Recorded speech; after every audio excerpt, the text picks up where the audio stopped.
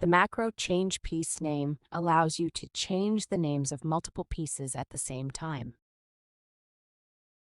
First, you start the macro. Select the pieces that need to be changed. An editor appears. In the first step, you select the position within the piece name which you want to edit. Enter the digits divided with the spacebar. In the next step, new values for the selected positions can be entered. The amount of characters needs to be the same as before. During this process, the amount of positions to be replaced is displayed in the dialog box.